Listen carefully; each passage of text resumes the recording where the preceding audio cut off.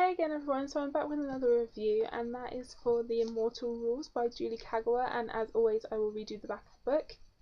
My vampire creator told me this: sometime in your life, Alison Sakamoto, you will kill a human being.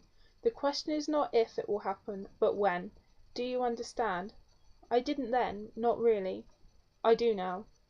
In a future world, vampires reign. Humans are blood cattle, and one girl will search for the key to save humanity. She must decide what and who are worth dying for. A legend begins. Blood of Eden, Book 1. So cover-wise, I'm a big fan of this cover. It's a complete contrast to the Iron Fae series, which are really sort of girly and pretty. This is really dark and eerily beautiful, really. I think the cover is a good match for our protagonist, Alison. So I really like it. Plus it's a velvety, buttery one, which automatically makes any cover awesome.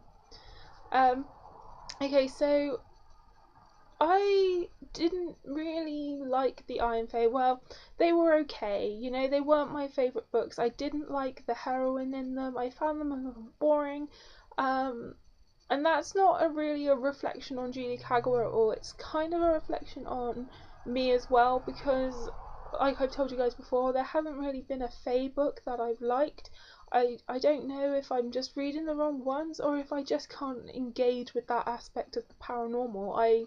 It just seems to be something that I don't get. I just can't like them. I don't know what it is. So it was it was unlikely I was gonna like the Iron Fae anyway. But from the outset, the premise of the Immortal rules was more my kind of thing. Vampires. I am more of a vampire person than a Fae person.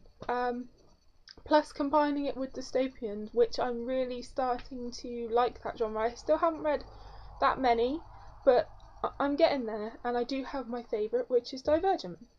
So vampires and dystopian, I thought that was really interesting, blending a paranormal element with dystopian, I thought was really intriguing, so I really wanted to see how that worked out. What I didn't like was sticking on the cover perfect for fans of the Hunger Games.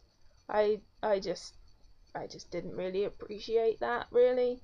They did the same on the Fae books.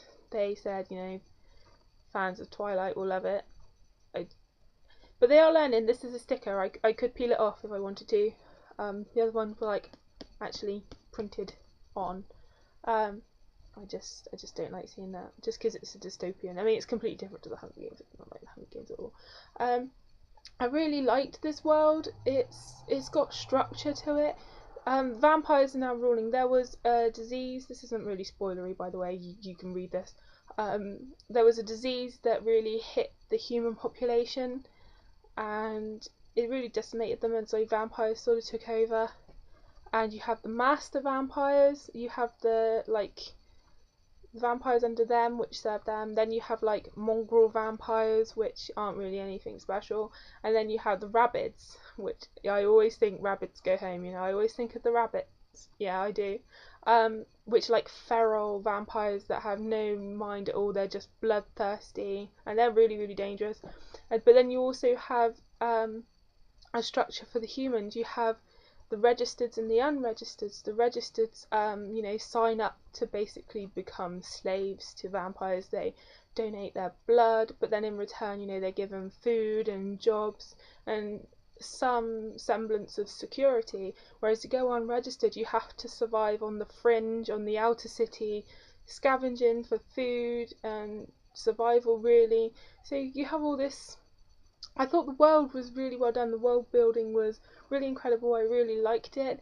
And the book is broken up into parts. A part where she's human, when she becomes a vampire, and then some things after that, which I can't say because it will spoil it.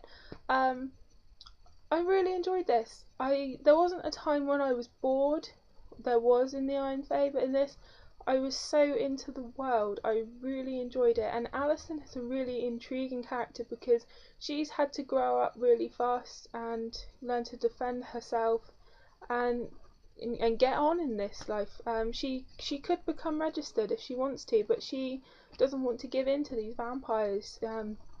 She doesn't want them to win, and then of course she becomes one. So it's this amazing internal struggle, as you know, she still hates the vampires, but she now is one, and she's still trying to hang on to her humanity.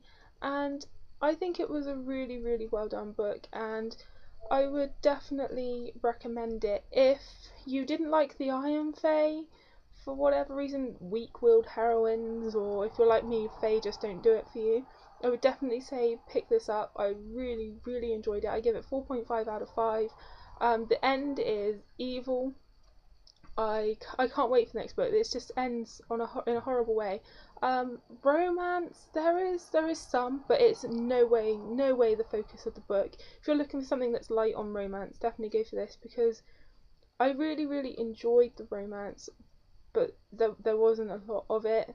And the way that it ends, I really want to see how it moves on from here. So if you've already checked it out, let me know in the comments below. And happy reading.